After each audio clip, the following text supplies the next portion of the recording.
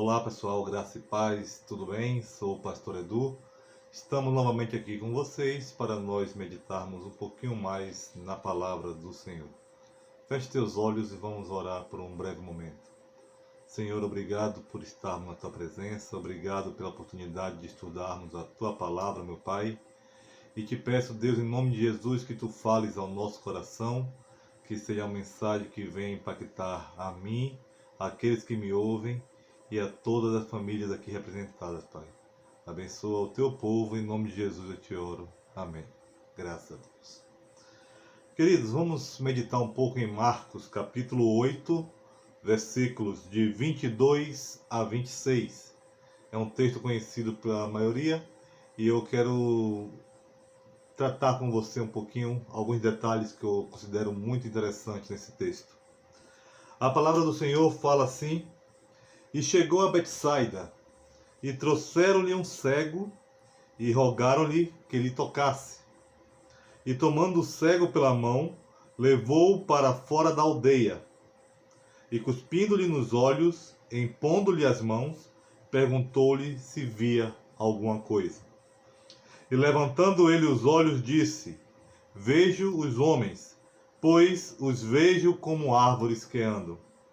Depois tornou a pôr-lhe as mãos nos olhos, e ele, olhando firmemente, ficou restabelecido, e já via ao longe e distintamente a todos. E mandou-o para sua casa, dizendo: Não entres na aldeia. Vamos fazer aqui uma breve análise, versículo por versículo desse texto. Primeiro está falando que Jesus chegou a Betsaida, e trouxeram-lhe um cego. A primeira compreensão que me vem à mente é o seguinte: aquele cego, ele não foi porque ele queria ir, ele foi porque levaram a ele.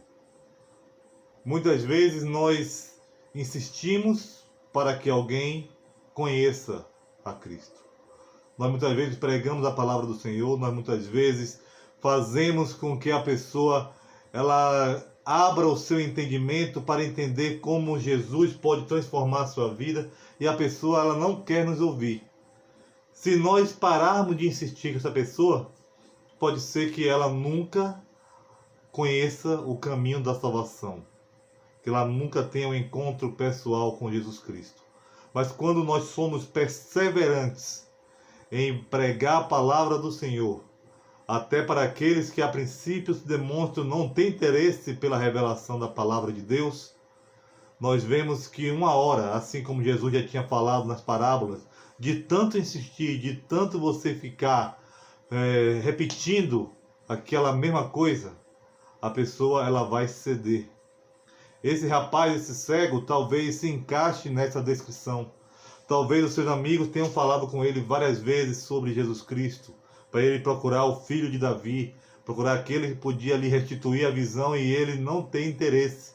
Mas um dia ele falou: tá bom, eu vou com vocês, eu vou conhecer a esse que vocês chamam de o Cristo.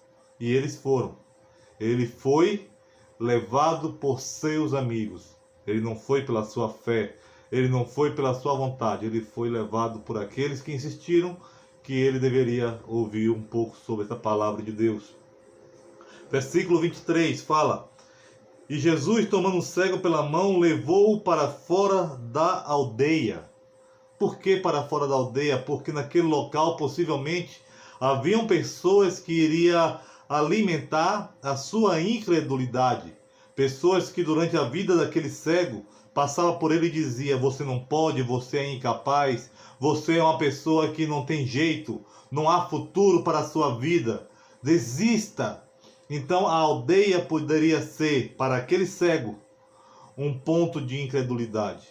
E Jesus, quando nós vamos ao encontro dele, ele nos tira do meio de onde nós estávamos, porque ele sabe muito bem o que é melhor para nós. Jesus tirou ele da aldeia, porque ele sabia que ali dentro, na hora que ele estivesse ministrando, aquele cego poderia se distrair, poderia ser contaminado pela palavra de pessoas que não temiam a Deus, e a fé daquele homem poderia não ser trabalhada. Logo depois, Jesus, cuspindo-lhe nos olhos e impondo-lhe as mãos, perguntou se ele via alguma coisa. Jesus usou algo materializado, algo que era comum no costume daquele povo, para que a fé daquele rapaz começasse a ser tratada. Porque nós muitas vezes precisamos de algo perceptível, algo físico para que nós coloquemos a nossa fé. Jesus, ele sabendo da incredulidade, da dúvida daquele rapaz, fez algo que era comum naquela região, naquela época. Cuspiu nos olhos, como sinal de que algo estava para acontecer de bom. Versículo seguinte. E aquele cego, levantando os olhos, disse: Eu vejo os homens, pois os vejo como árvores que andam. A visão dele não foi totalmente restabelecida. A visão dele ficou ainda embaçada. Mas aqui eu entendo que aquele homem ele não era um cego de nascença. Porque na hora que a vista foi recuperada, ainda que parcialmente, ele percebeu a figura humana e percebeu árvores. Uma pessoa que nunca viu uma árvore na vida não saberia que aquilo era uma árvore. Alguém poderia dizer para ele que era um elefante, ele ia acreditar. Então, sem tocar, apenas de ver, sabendo que é uma árvore, significa que ele já tinha uma visão antes e ele perdeu essa visão no decorrer da sua vida. Talvez por consequência do pecado, de uma coisa que fez com que ele pagasse um alto preço perdendo a sua visão. Mas aqui eu pergunto a você, será que Jesus ele estava impossibilitado, ele estava meio fraco, estava meio sem poder naquele dia para fazer algo incompleto? Porque o Deus que eu conheço, e acredito que você também conheça, ele não faz nada pela metade. Mas aqui Jesus queria testar a fé daquele rapaz. Porque ele foi ao encontro de Jesus, levado pela fé dos seus amigos. Ele foi pela insistência dos seus amigos. Mas só que para nós sermos curados, para nós sermos transformados, nós precisamos trabalhar a nossa fé. E Jesus estava trabalhando a fé daquele rapaz. Ele queria ver se aquele momento, com a visão embaçada, se o rapaz creria que Jesus poderia fazer um trabalho completo, ou, ainda que não fizesse um trabalho completo, ele ficaria satisfeito por ter a sua visão parcialmente corrigida, ou simplesmente ele iria blasfemar e dizer para os seus amigos: está vendo vocês?